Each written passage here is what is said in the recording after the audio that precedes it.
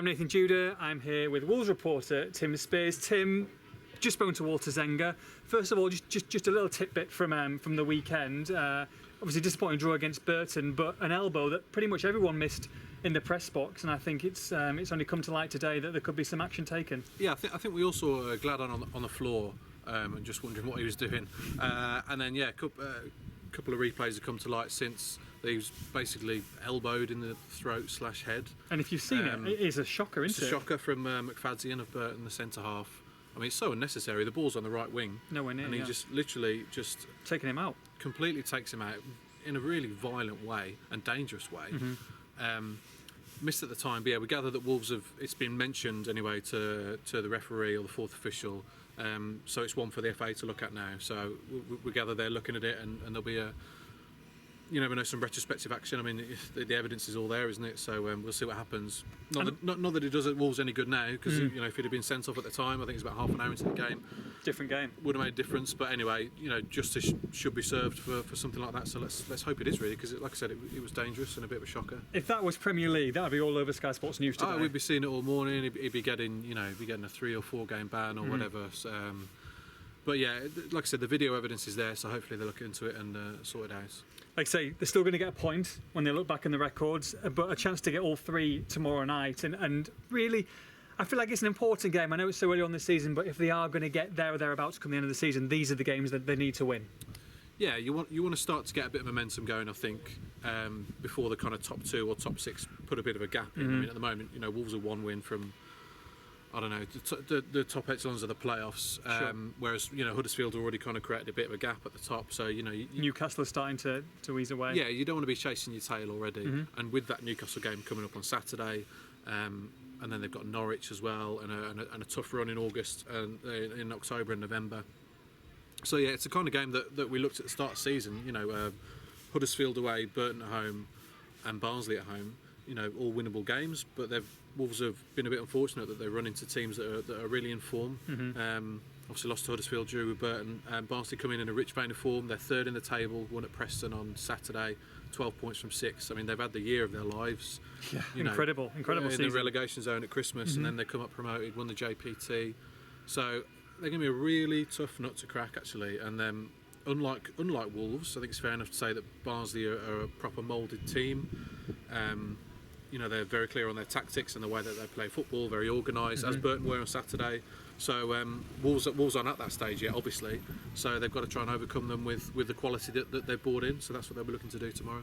Like you say, pretty much mouldy. You know what they're going to get. You know pretty much the 11 they're going to play. You don't know the 11 that Wolves are going to play. I assume there's going to be more changes. I'm sure we'll see Bodvarsson back in the starting lineup and maybe 2 or 3 more at least.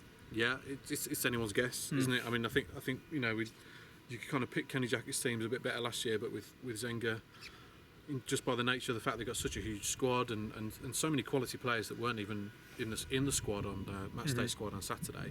So yeah, I think we'll see a lot of changes. He's talking a lot about how he wants his players to be fresh and fit and firing and motivated.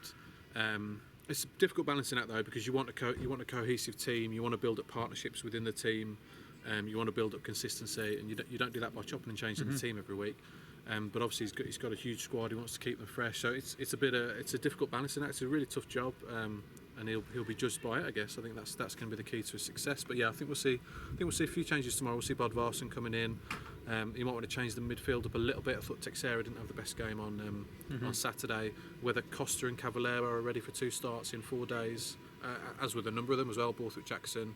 On Yagate, they haven't played a lot of football, so are they ready for 2 games in 4 days? At full pelts, probably not. So yeah, I think we'll see a few changes. What about the defenders? Obviously, Dominic Iorfa nowhere to be seen. Do we expect him to have a role? I thought Matt Doherty didn't have the best game on Saturday. He's been outstanding at left back, and then he was moved to right back and wasn't half as effective. So you've got options to bring in. I think they want to be careful with changing the back 4 too much. You want a solid back 4/5 with a keeper, don't you? Throughout the season, to create that consistency and that understanding in defence, which is so important. But yeah, Iorfa and Hawes frozen out on Saturday. One unused sub and one wasn't playing. It's quite a kind of a climb down for them. And they were the feature of the defence a couple of months ago. Been courted throughout the summer as moves to the Premier League. England under-21 internationals, went away on England duty, both played really well by all accounts for England under-21s in a big win, and then come back and not involved on Saturday. So they'll be hoping to be involved. But I thought the defence did all right on Saturday. Stearman brought some leadership and some organisation at the back. But yeah, as you mentioned, Oil for Doherty would look like a straightforward swap, perhaps. How do you see the game going? Do you feel, I mean, Walter Zenga said that they started the first 20 minutes were disappointing on Saturday. Do we expect maybe a little bit more explosiveness from the start? Not really. I mean, they've started every game pretty poorly. It wasn't, it's not just on Saturday. I think it's understandable with the new signings that they've been a bit slow to start on Saturday with a few debutants and 7 changes. But no, it's been the same pretty much every game that they've had a poor or a slow first half. He's changed things. He's given them a rollicking at half time. He's changed the formation, and they've improved in the second half. We saw it at Rotherham when they claimed a point. We saw it at Blues when they won. We saw it at Huddersfield as well when they should have won. We've seen it in a couple of home games as well. So that's something that he needs to reverse, because you don't want to be chasing your tail and giving up so much effort and energy to win a game in the second half. You want to, in a perfect world, you want to be 2 or 3-0 up and on cruise control, but they're nowhere near that level at the moment. But yeah, I think it's important to get off on the front foot, especially against the team in Barnsley that have got such momentum. And you talk about momentum, they'll want to do that before they go to Newcastle at the weekend, which is going to be a hell of a game. But if they get a point here, 2 points from 2 home games, that's really disappointing. 4 points from 2, that I think you can live with that. But they really need to get maximum points going into St James's Park at the weekend. This is it. This is the ultra competitive championship. A win or 2 either there, and you're up or down in the table, and that'll be the case throughout the season, not just now in September. So yeah, you're right. They want to get a bit of momentum going. 4 points from those 2 home games would be a decent return. If it's a point or a defeat, then suddenly you're looking at winless in 3, going to St James's Park for one of the most difficult games of the season, if not the most difficult. So Barnsley will be a real tough opposition, tough nut to crack. But it's going to be an important game. Hopefully a decent crowd again, because I haven't seen the biggest home attendances so far.